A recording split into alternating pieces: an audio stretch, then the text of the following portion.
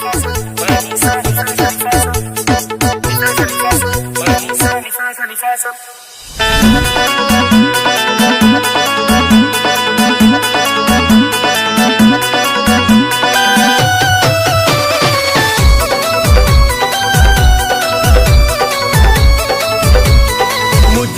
ना रूठो राधा, मुंह मोड़ के जाओ ना।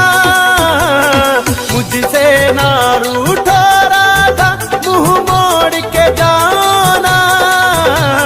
ओ राधिके दिल तोड़ के जाओ ना।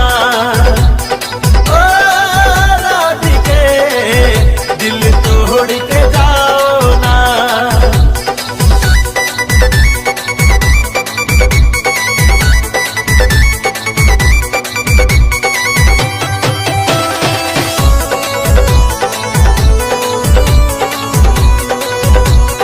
तेरे बिना राधा नहीं किसी को भी देखूं, सब जानती हो प्रिय।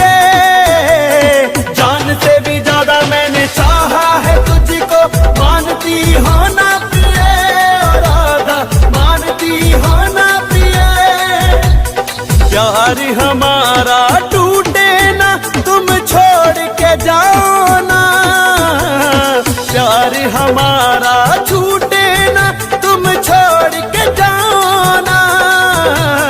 ओ राधिके दिल तोड़ के जाओ ना।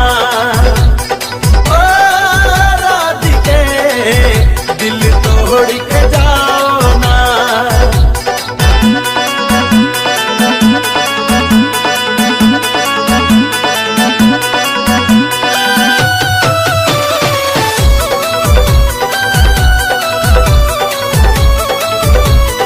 तन में भी तुम हो, मन में भी तुम हो, जीवन में तुम ही हो। वादा तुम्ही से है ये हमारा, प्रेम कभी न कम हो। राधा प्रेम कभी न कम हो।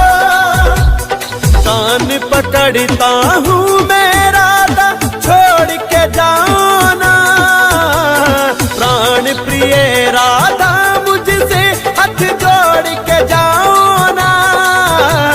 ओ राधिके दिल तोड़ के जाओ ना।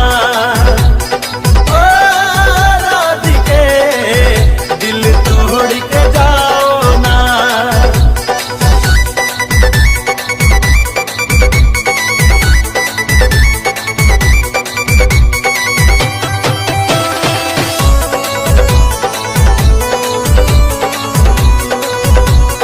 दुनिया ये जब भी प्यार करेगी, याद करेगी हमको। कृष्ण कन्हैया कहेगी मुझको, राधा कहेगी तुझको। राधा कहेगी तुझको। सच जो कहा है राधा, तो फिर लौट के आओ ना। सच जो कहा है